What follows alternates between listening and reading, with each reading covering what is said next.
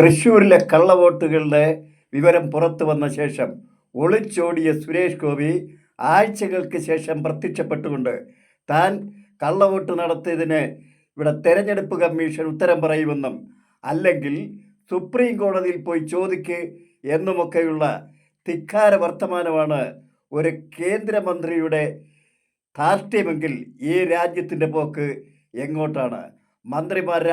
ഇത്തരം മന്ത്രിമാർ രാജ്യം ഭരിക്കുന്നത് ജനാധിപത്യം നടപ്പാക്കാനോ അതോ ഫാസിസം നടപ്പാക്കാനോ? പ്രിയമുള്ളവരെ, നമ്മുടെ രാജ്യത്ത് നടന്നുകൊണ്ടിരിക്കുന്ന അഴിമതിയും സ്വജനപക്ഷപാതവും അധാർമികതയും അനീതിയുമൊക്കെ തുറന്നു കാണിക്കുന്നതിനും അതിനെതിരെ ശക്തമായി പൊരുതുന്നതിനും ശ്രമിച്ചുകൊണ്ടിരിക്കുന്ന എനിക്കൊരു മോട്ടിവേഷൻ നൽകാൻ, എന്നെ പ്രചോദിപ്പിക്കാൻ എൻ്റെ ഈ വീഡിയോ നിങ്ങൾക്ക് ഇഷ്ടപ്പെടുന്നെങ്കിൽ നിങ്ങൾ സബ്സ്ക്രൈബ് ചെയ്തും ഷെയർ ചെയ്തും ലൈക്ക് ചെയ്തും അതുപോലെ തന്നെ ഹൈപ്പ് ചെയ്തും എന്നോടൊപ്പം സഹകരിക്കണമെന്ന് വിനീതമായി അഭ്യർത്ഥിച്ചുകൊണ്ട് ഞാനെൻ്റെ ഇന്നത്തെ ഈ എപ്പിസോഡ് ആരംഭിക്കുകയാണ്. നമുക്ക് കേരളത്തിലെ ജനങ്ങൾ, പ്രത്യേകിച്ച് തൃശ്ശൂരിലെ ജനങ്ങളൊന്ന് ചിന്തിച്ച് നോക്കണം.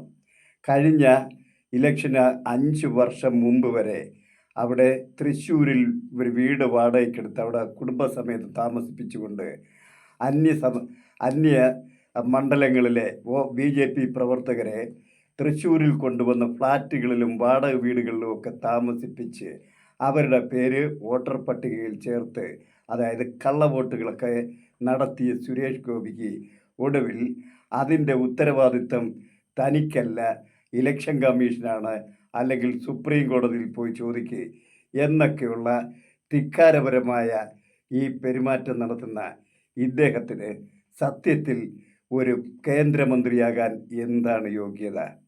താൻ വലിയ മറ്റിടത്തെ ആളാണെന്നും തന്നെ ചോദ്യം ചെയ്യാൻ ഇവിടെ ആർക്കും അധികാരമില്ലെന്നും ചോദിച്ചാൽ അവരെ വാനരന്മാരെന്ന് വിളിച്ചാക്ഷേപിക്കുമെന്നും ഒക്കെയുള്ള ഈ ധിക്കാരപരമായ ജനാധിപത്യത്തെ ഈ ധിക്കാരിക്ക് ഒരു ജനാധിപത്യ രാജ്യത്തെ മന്ത്രിയാകാൻ എന്താണ് യോഗ്യത? അല്പനർത്ഥം കിട്ടിയാൽ അർദ്ധരാത്രി കുടപിടിക്കുമെന്ന പഴഞ്ചൊല്ല് അന്വർത്ഥമാക്കുന്ന ഇത്തരം നപുംസകങ്ങൾ നമ്മുടെ നാടിന് ആപത്താണെന്ന് ജനങ്ങൾ ഇനിയെങ്കിലും ഒന്ന് തിരിച്ചറിയണം. അതുപോലെ തന്നെയാണ് BJPയുടെ മുൻ സംസ്ഥാന പ്രസിഡന്റ് K. സുരേന്ദ്രൻ പറഞ്ഞത്.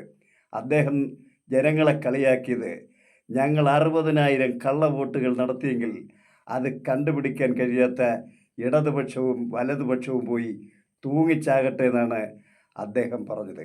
ഇത്തരം ഈ വൾഗർ രാഷ്ട്രീയക്കാരെ ഈ കേരളത്തിലെ ജനങ്ങൾക്ക് എങ്ങനെ ഉൾക്കൊള്ളാൻ കഴിയുന്നുവെന്ന് നമ്മൾ സ്വതം ഒന്ന് ആലോചിച്ച് നോക്കൂ.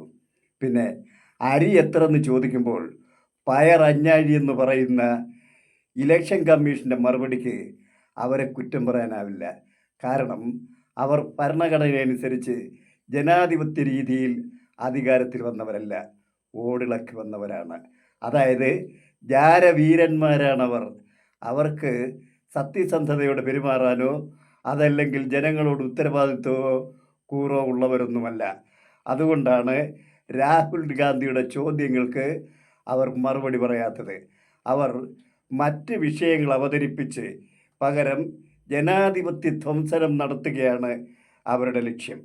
അതുകൊണ്ട് അവർ വെറുതെ 1.5 മണിക്കൂർ സമയം മറ്റ് കാര്യങ്ങൾ അന്വേഷിക്കാതെ അനാവശ്യ കാര്യങ്ങളൊക്കെ തെള്ളിമറിച്ച് അവസാനം രാഹുൽ ഗാന്ധിയുടെ വ്യക്തമായ തെളിവുകളോടുകൂടിയ ആരോപണങ്ങൾക്ക്, അതായത് നമ്മുടെ കേരളത്തിലെ ഏറ്റവും വലിയ വർഗീയ ഫാസിസ്റ്റായ, ഞാനതിനെക്കുറിച്ചൊരു വീഡിയോ ചെയ്തു കഴിഞ്ഞിരുന്നു, ക്വാളിറ്റിയുള്ള ഒരു രാഹുൽ ഈശ്വർ എന്ന വർഗീയ ഫാസിസ്റ്റ് സൈദ്ധാന്തികൻ തന്നെ സമ്മതിച്ചിരിക്കുന്നു രാജ്യവ്യാപകമായി കള്ളവോട്ട് നടന്നിട്ടുണ്ടെന്ന്.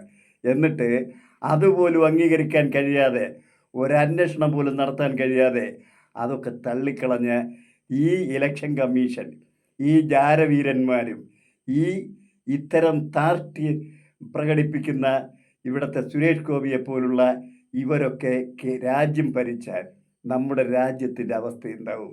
ഇവർക്കൊരേ ഒരു ലക്ഷ്യമേ ഉള്ളൂ, എത്രയും പെട്ടെന്ന് എങ്ങനെയെങ്കിലും മോദി അധികാരത്തിൽ നിന്ന് പോകുന്നതിന് മുമ്പ് തന്നെ ഇന്ത്യയാകെ ഹൈന്ദവവൽക്കരണം നടത്തണം.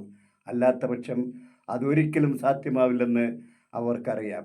അതിനുവേണ്ടി വെപ്രാളപ്പെട്ടുള്ള തിടുക്കത്തിലുള്ള ഓട്ടത്തിലാണ് BJP, RSS, സംഘപരിവാർ, ബജ്രംഗ് സംഘടനകൾ.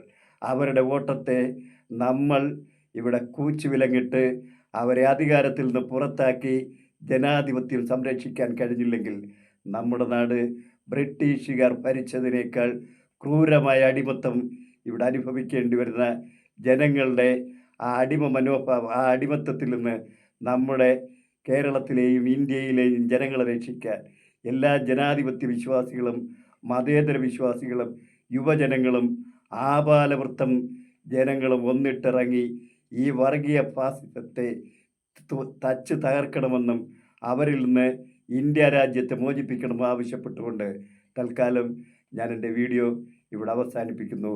Good bye.